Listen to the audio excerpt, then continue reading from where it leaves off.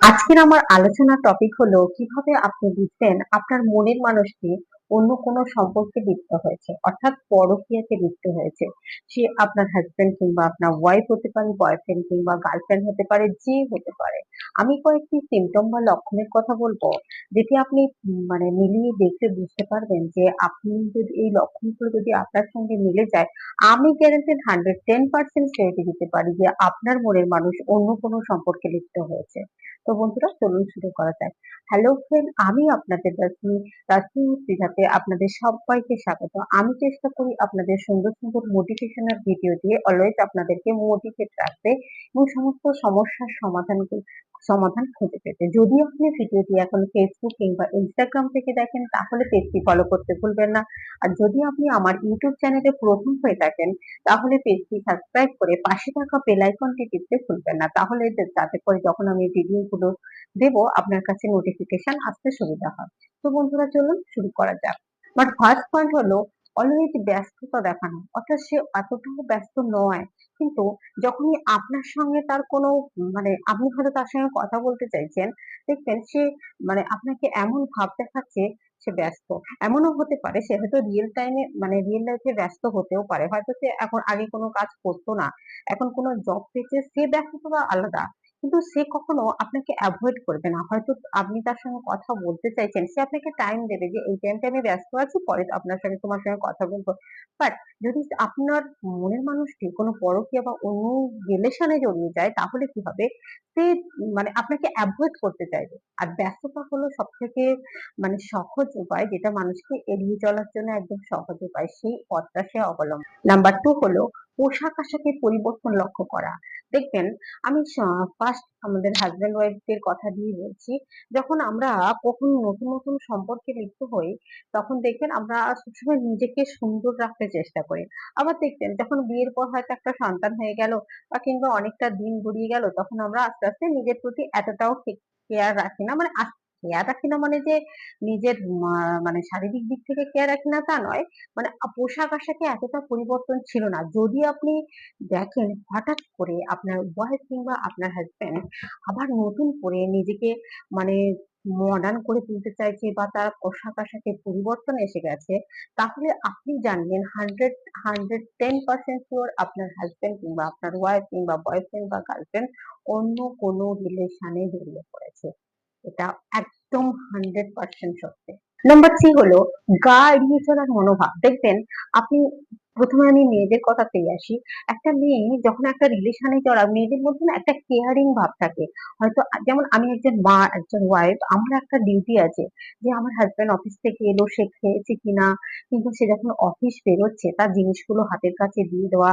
বা আমি যদি একটা ছেলে হই, সে যখন একটা বিয়ের পর বা সে যখন একটা রিলেশনে জড়িয়ে যায় না, তখন তার একটা কেয়ারিং ভাব আসে।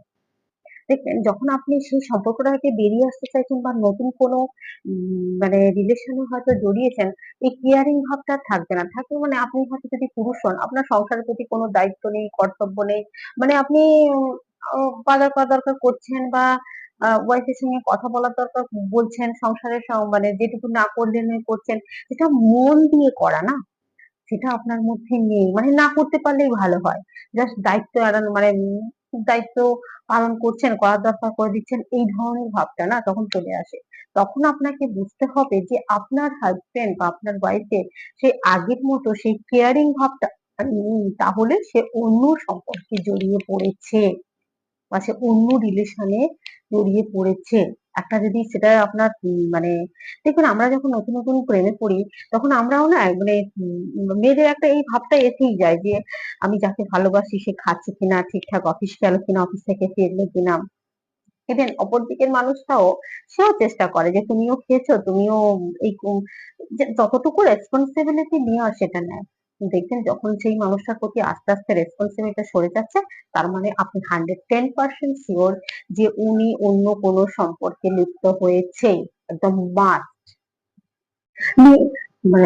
নেক্সট পয়েন্ট হলো নিজের কাজ সম্পর্কে গোপনীয়তা। কেমন গোপনীয়তা?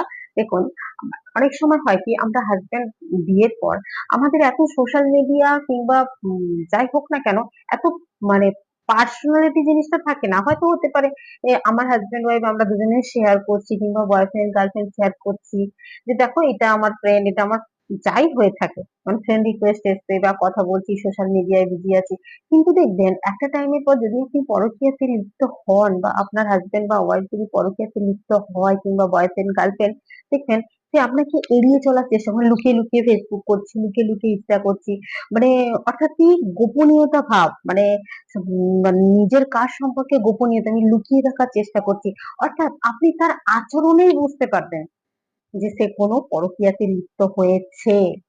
কেন আমাকে এড়িয়ে চলার চেষ্টা করছে, সামহাও ফোন আসলে এড়িয়ে চলবো। কিন্তু যদি আমরা নর্মালি থাকি, আমার হাজবেন্ড ওয়াইফের সামনে যা ফোন আসে, আমরা কি লুকিয়ে লুকিয়ে ফোন ধরি নাকি? আমার অফিস কলিগও ফোন করতে পারে, সেটা হয়তো আমার এখানে নয়েজ আসছে, সেটা হয়তো একটু আড়ালে গিয়ে কথা বললাম যাতে ব্যাড নয়েজটা না আসে, বাট সামহাও এটা নয় যে যখনই ফোন আসবে লুকিয়ে যাব, এড়িয়ে যাব। তাহলে আপনাকে ভাবতে হবে আপনার মনের মানুষটি অন্য কোনো সম্পর্কে জড়িয়েছে।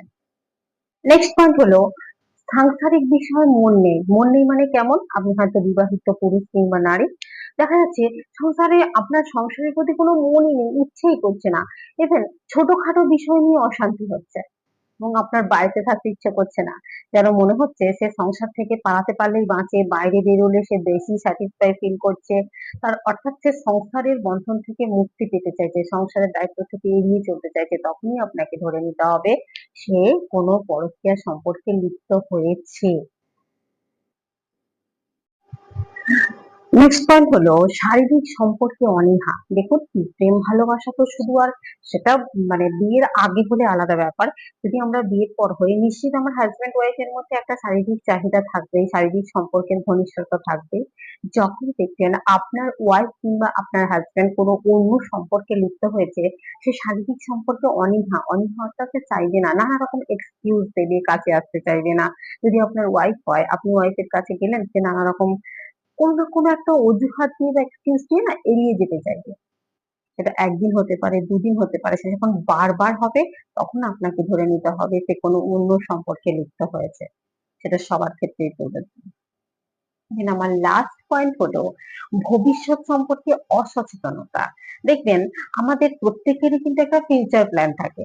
সে আমরা যখন বিয়ে করে হাজবেন্ড ওয়াইফ হয়ে গেলাম, আমাদের যখন সংসার হলো, আমাদের ফিউচার প্ল্যান থাকে। যারা এখন নতুন নতুন রিলেশনশিপে রয়েছে তাদের রিলেশনশিপটাকে এগোনো, রিলেশনশিপটাকে একটা রেসপেক্ট করার, সম্মান দেওয়া, সেটাকে বিয়ে দিকে কিভাবে যায় সেই দিক থেকে একটা ফিউচার প্ল্যান থাকে। যখন দেখবেন আপনার পার্টনার সেই ফিউচার প্ল্যান নিয়ে তার কোনো ডিউটি নেই, অর্থাৎ সে যেন গা এড়ানো মনোভাব, চলছে চলবে, হলেও হয় না হলে হয়, কিংবা যখন আপনাদের পরিবারের মধ্যে কোনো ফিউচার প্ল্যানিং থাকবে না, বা হয়তো আপনি আপনার পার্টনারকে যখন কোনো ফিউচার প্ল্যান নিয়ে কথা বলতে যাচ্ছেন, সে আপনাকে এড়িয়ে চলতে চাইছে, সে গুরুত্বই দিচ্ছে না। হবে, যখন হবে নানা রকম কথা দিয়ে আপনাকে মানে অ্যাভয়েড করতে চাইছে, তখন আপনাকে বুঝে নিতে হবে সে অন্য কোনো সম্পর্কে লিপ্ত হয়েছে। তো বন্ধুরা, আজকের ভিডিওটা এই পর্যন্তই। আপনারাও তাহলে যদি আপনার মনে হয় আপনার পার্টনার অন্য কোনো সম্পর্কে লিপ্ত হয়েছে, এই লক্ষণগুলো মিলিয়ে দেখুন। যদি মিলে যায় তাহলে কমেন্ট করতে ভুলবেন না। আজ এই পর্যন্তই, দেখা হবে অন্য একটা ভিডিওতে। ততক্ষণ ভালো থাকবেন, সুস্থ থাকবেন, সাবধানে থাকবেন, আর অলওয়েজ মোটিভেট থাকবেন। নমস্কার।